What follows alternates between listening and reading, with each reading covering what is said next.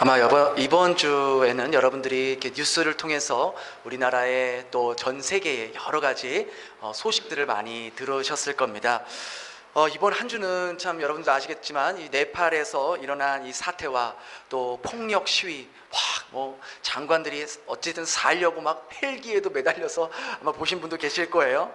막 그러한 모습을 보면서 참 경악을 금치 못했고, 또 베트남과 가까운 인도네시아, 이 인도네시아에서 일어난 이 대규모 폭력 시위, 이 시위가요 저희가 딱 그 오는 날, 인도네시아 그 아프가니스탄 난민 선교 딱 그 오는 날 시작해가지고 막 집사님들이 오늘부터 시위하니까 빨리 가셔야 된다고, 안 그러면 비행기 놓친다고 막 그랬거든요. 근데 그 시위가 이렇게 심하게 될 거라고는 생각 못했는데 어마어마한 폭력 시위가 일어났습니다. 뭐 지금 프랑스에서도 뭐 전 지역에서 일어나는 반정부 시위를 보면서 점점 이 세상이 참 어떻게 돌아가고 있는가, 저는 이제 그런 모습들을 보면서 물론 그전에도 그런 걸 많이 느꼈지만 이것이 정말 예수님께서 말씀하신 민족이 민족을 대적하고 서로 죽이는 그런 모습들이 아닌가, 이 마지막 때에 계속해서 일어나는 그러한 모습들.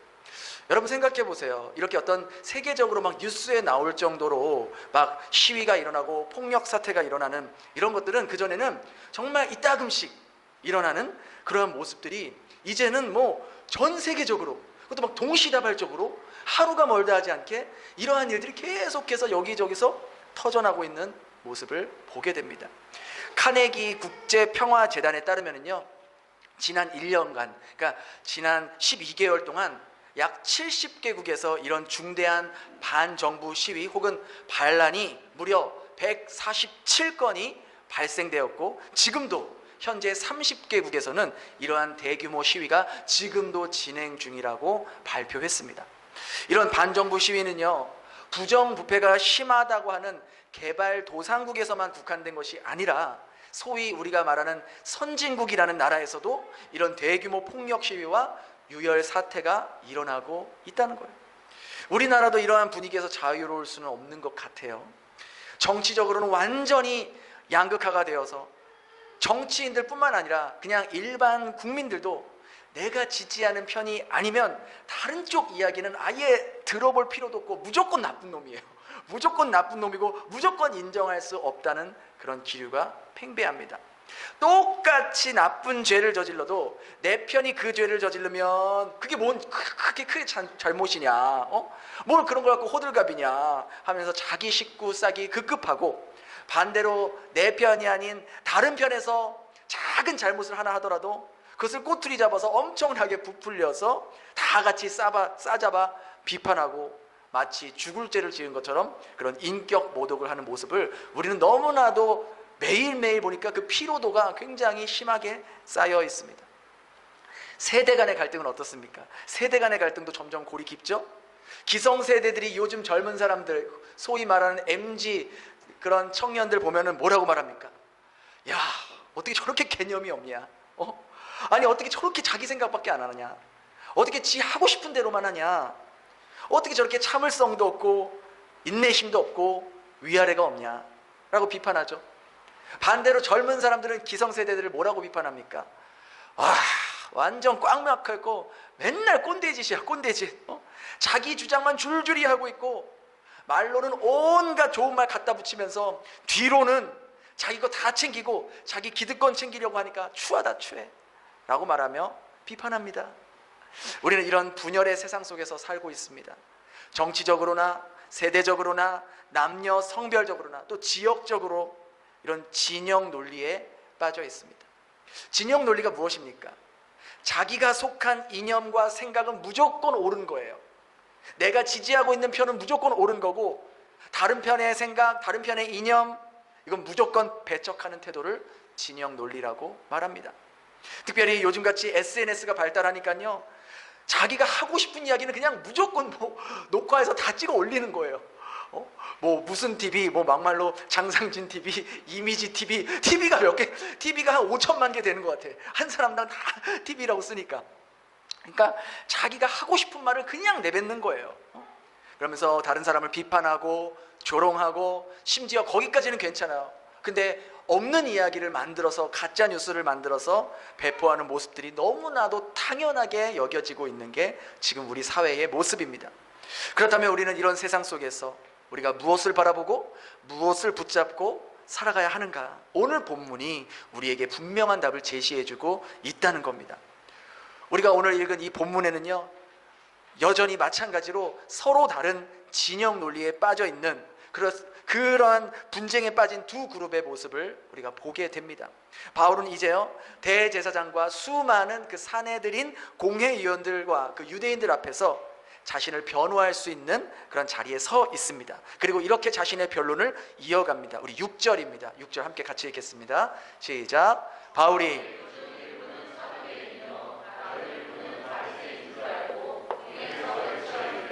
여러분 형제들아,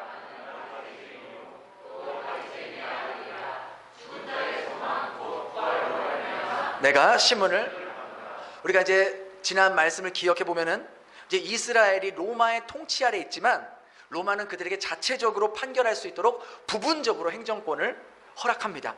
그리고 이 법적인 판결을 할 수 있는 기관이 산헤드린 공회예요. 오늘날로 말하면 국회입니다. 이 산헤드린 공회에는 총 71명의 의원으로 구성이 되어 있고 대부분이 이 사두개인 파와 또 바리새인 파로 구성이 되어 있습니다. 근데 이들은 같은 공회 의원이었지만 신학적 견해와 추구하는 가치관이 완전히 다른 정반대인 입장을 고수하는 그러한 사람들이었어요. 먼저 이 사두개인들은 예전에 다윗 시대에 그때의 대제사장이었던 사독이라는 대제사장이 있었습니다. 그 사독의 이름에 유래된 파입니다. 예수님이 태어나기 약 200년 전 이들은 자기들이 대제사장 그 사독의 후손임을 강조하면서 자신들이 이 제사와 성전을 관리해야 한다고 주장하면서 이 사두개 파가 형성이 되었습니다. 그런데 이 사두개인들은요, 비교를 해보시면은 구약 성경의 모세오경만 하나님의 말씀으로 인정했고 다른 말씀은 하나님의 말씀으로 인정하지 않았습니다. 또 이들은 하나님께서 모세를 통해서 율법을 주시긴 했지만 하나님께서 인간사에 직접 개입하지 않으신다라고 생각하고 있었어요. 그래서 이들은 하나님의 섭리나 어떤 하나님의 인도하심 같은 거는 인정하지 않았어요. 그러니 이 사두개인들은 천사도 없고 어떤 영생도 없고 내세도 없고 부활도 없다라고 믿으면서 주장했던 것이죠. 그래서 이들에게 중요한 것은 이 현실 세계, 눈에 보이는 것, 지금 이 땅에서 사는 삶이 가장 중요하다라고 생각하며 살았던 사람들이 바로 사두개파, 사두개인들이었습니다. 반대로 이 바리새인들은, 이 바리새라는 단어 자체가 구별되다, 분리되다라는 의미입니다. 그래서 이들은 이제 바벨론 포로 시기에 그들이 이제 바벨론 포로로 끌려가지 않았습니까? 그래서 이제 다시 예루살렘으로 돌아올 때 이제 우리가 더 이상 이런 수치를 당하지 말자, 더 이상 포로의 수치를 당하지 말자라는 그런 마음으로 하나님 말씀을 철저하게 지키자, 우리가 하나님 말씀을 지키지 않기 때문에 이런 수치를 당한 거 아니냐, 이제 말씀대로만 살자 라는 마음으로 모인 사람들이 바로 이 바리새파 사람들이에요. 그래서 이들은 아주 철저하게 말씀을 지키며 살았던 사람이에요. 이 사람들은 모세오경뿐만 아니라 우리가 지금 현재 읽고 있고 가지고 있는 모든 구약 성경을 하나님의 말씀으로 인정합니다. 그리고 이들은 하나님께서 인간사에 직접 개입하셔서 일하신다라고 믿고 있습니다. 그러다 보니 자연스럽게 천사도 믿고 영의 세계도 믿고 내세도 믿고 부활도 믿는 사고관을 가지고 살았던 거예요. 그래서 같은 공회의원들이지만 이렇게 사두개인과 바리새인들 이렇게 완전히 서로 다른 신학적 견해와 가치관 또 삶을 바라보는 관점이 다르기 때문에 늘 다투고 서로 비난하고 서로를 인정하지 않는 관계가 되었던 것이죠. 오늘날로 말하면 이 정치계의 진보와 보수처럼 끝없는 대립과 평행선을 긋는 모습을 보였다는 거예요. 그렇게 서로 다른 이 두 그룹 집단 앞에서 바울이 외칩니다. 6절 우리 하반절 다시 한번 같이 읽겠습니다. 시작. 여러분 형제들아, 나는 바리새인이요 아들이라. 죽은 자의 소망 곧 부활로 말미암아 내가 신문. 바울이요, 자신을 소개할 때 뭐라고 말합니까? 나는 바리새인이고 바리새인의 아들이다. 바리새인의 아들이라고 말한 것은 나 때에 내가 바리새인으로 이렇게 바뀐 게 아니라 내 아버지, 내 할아버지 때부터 나는 바리새인의 전통을 이어온 그런 사람이다 라는 것을 강조하기 위해 말합니다. 그러면서 내가 지금 이렇게 신문을 받고 있는 이유는 죽은 자의 소망, 곧 부활을 주장했기 때문이다. 그래서 이렇게 죄인의 모습으로 신문을 받고 있다 라고 말했던 것이죠. 그 말을 듣자마자 그곳에 있던 이 두 진영의 심한 싸움이 일어납니다. 우리 7절, 8절 한번 같이 읽도록 하겠습니다. 시작. 그 말을 한즉 사두개인은 부활도 없고 천사도 없고 영도 없다 하고 바리새인은 다 있다. 그러니까 사두개인들은 바울이 말하는 것들은 다 허황된 것들이야. 말도 안 되는 것들로 치부했지만 바리새인들은 바울이 말한 것들을 다 믿으면서 이제 서로 간의 의견이 대립되고 갈등이 이어집니다.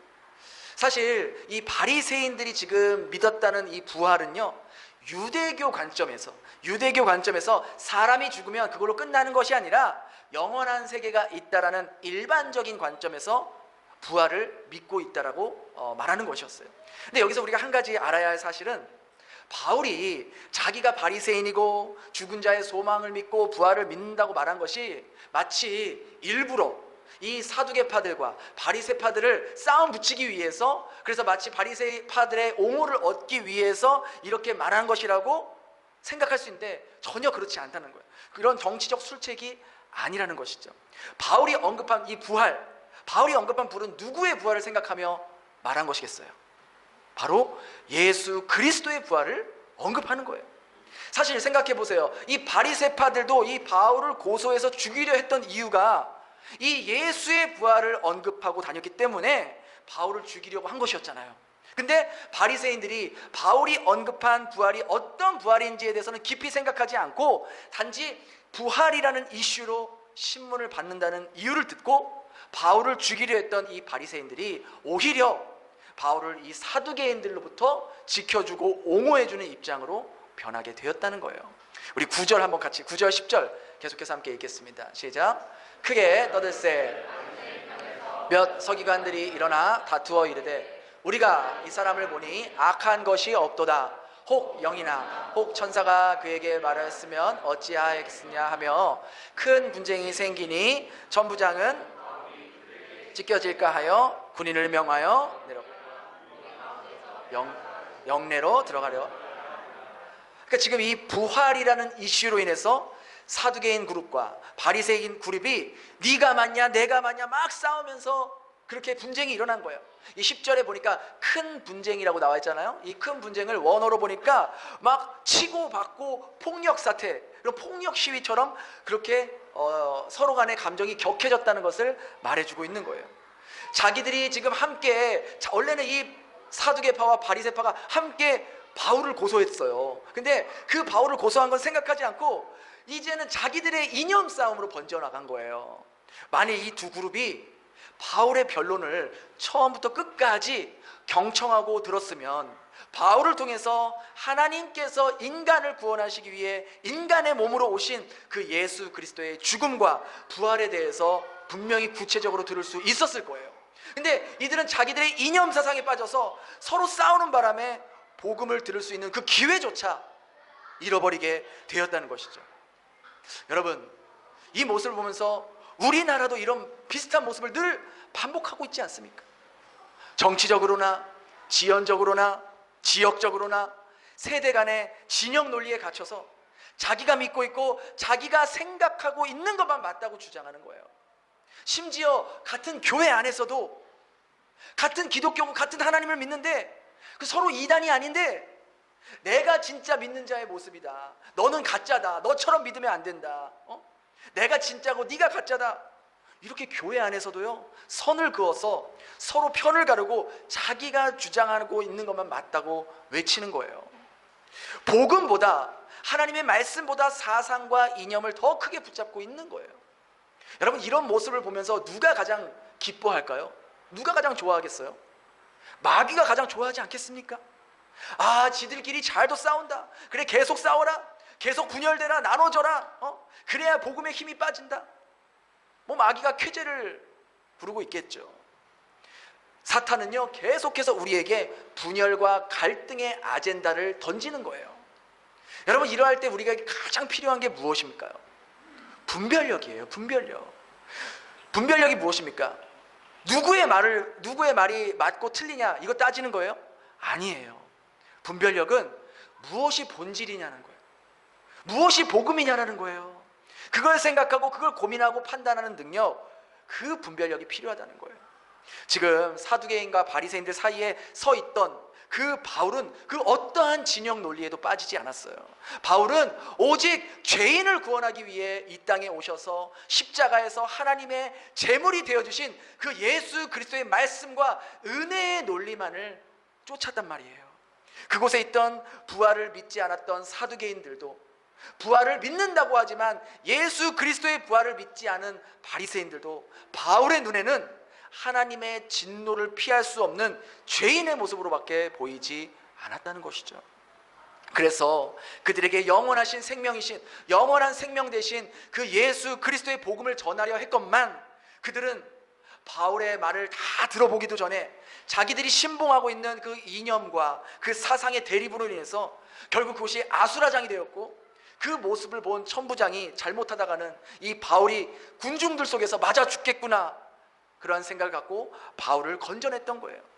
이 모습도 표면적으로 보면은 천부장이 바울을 건져낸 것 같지만, 사실 이것도 사도 바울을 로마까지 보내기 위해서 하나님께서 지켜주신 그 보이지 않는 손이 다시 한번 이 사두개인들과 바리새인들 손에서 건져주셨다는 것이죠. 이것을 무엇을 말해줍니까? 하나님은요, 이처럼 혼돈의 시대 속에서도 그 복음을 따라 살아가는 자들, 복음의 논리를 살아가는 자들은 위기와 혼돈 속에서도 하나님께서 그 보이지 않는 손으로 보호하시고 지켜내시고 건져주신다는 거예요. 여러분은 어떻습니까? 여러분 역시 내가 믿고 있는 정치 진영, 사상, 진영 논리를 고수하고 지키기 위해서 정작 정말로 고수하고 지켜야 할 주님의 말씀과 복음의 논리는 잃어버리고 놓치고 살면서 살아가고 있지는 않습니까? 내 편 아니면 무조건 틀리고 내 생각과 다르면 상대할 가치도 없이 치부하면서 오늘 본문의 영생을 얻을 수 있는 기회를 놓쳐버린 사두개인과 바리새인들의 모습을 보면서 나의 모습과 오버랩 되지는 않습니까? 예수님이 오늘날 대한민국의 모습을 보면서 얼마나 개탄하시고 애통하시겠습니까?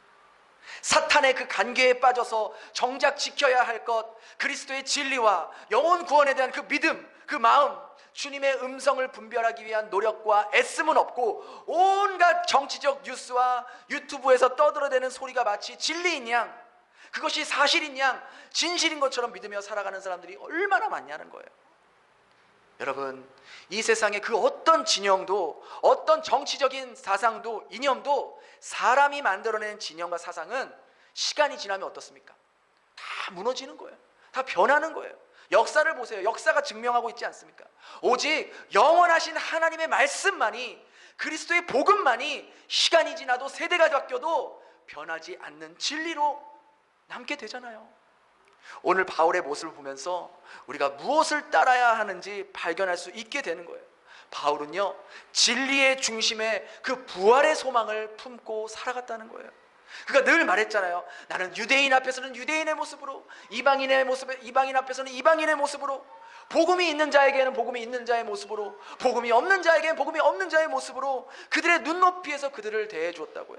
그러하기에 하나님은 그 바울의 삶을 사용하셔서 수많은 사람들을 그리스도께로 인도하는 통로로 사용하셨을 뿐만 아니라, 그가 기록한 편지와 그의 글을 통해서 영원하신 하나님의 말씀에 성경으로 기록되게 하여서 무려 2000년이 지난 지금까지도 그의 글을 통해서 수많은 사람들이 예수 그리스도를 믿고 구원을 얻게 되는 진리의 도구로 쓰임받게 되었잖아요. 우리는 이 말씀을 우리 삶에 어떻게 구체적으로 적용할 수 있을까요? 내 편만이 옳고 다른 편은 무조건 틀리고 그들이 하는 말은 무조건 가짜다, 이런 잘못된 아집과 편견을 내려놓고 정말 무엇이 진실이고 무엇이 거짓인지를 분별하는 노력이 필요하다는 것이죠. 나와 다른 의견을 말하더라도 그게 아니지, 그게 아니라 라고 말을 끊지 말고 끝까지 상대방의 말을 경청해 줘야 된다는 거예요. 여러분 직장 안에서도 서로 갈등이 생길 때 우리의 목표는 서로 싸우고 내 의견을 고집하는 것이 아니라 함께 성과를 내는 것임을 잊지 않으시기를 바랍니다. 가정에서도 마찬가지죠. 부모는 자녀의 의견에 동의하지 못하는 부분이 있을 수 있죠. 하지만 부모가 그럴 때에도 자녀의 말을 들어주려는 태도, 자녀의 입장에서 생각해 보려는 노력이 필요하다는 거예요. 야, 넌 아직 어려서 몰라. 네가 뭘 알아. 엄마 아빠가 말하면 그냥 들어. 자꾸 왜 몇 번 말하게 해. 제 모습을 말하는 거예요. 제 모습을. 저도 이 말씀을 준비하면서 반성을 많이 하게 돼요. 여러분, 부모 세대는요, 아무래도 안정과 전통을 중요하게 여겨요. 안정적인 걸 여기죠. 근데 자녀 세대는 자유와 변화를 추구하고 중요하게 여긴단 말이에요. 그게 서로의 다름을 인정해주고 존중해줄 때 갈등이 줄어드는 거예요. 남편과 아내의 의견이 다르더라도 서로의 다름을 인정해주고 존중할 때 갈등이 줄어드는 거예요. 여러분, 사실 부부 사이에 의견 차이가 나는 거 보면 정말 별거 아닌 것 같고 별로 중요하지도 않은 것 같고 그냥 넘어가도 되는 문제를 가지고 내가 맞다 네가 틀리다 하면서 목소리 높일 때가 얼마나 많아요. 그죠? 제가 누누이 말씀드리잖아요.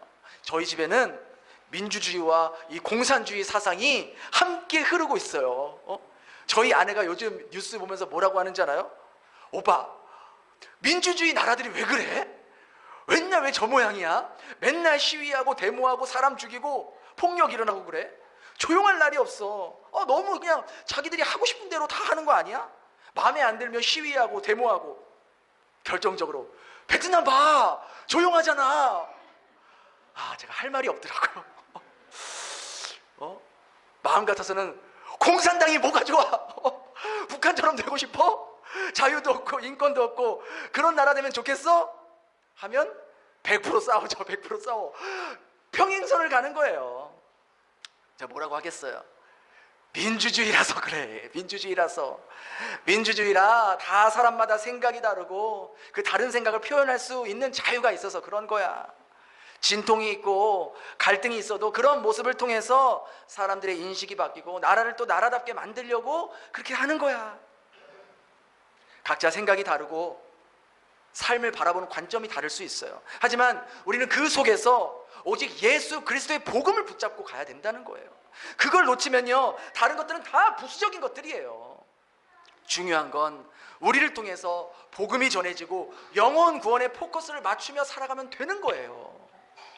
교회 안에서도 어떤 일을 진행할 때 서로 의견이 다를 수 있잖아요. 일하는 스타일이 다를 수 있어요. 어떤 사람은 엄청 꼼꼼해요.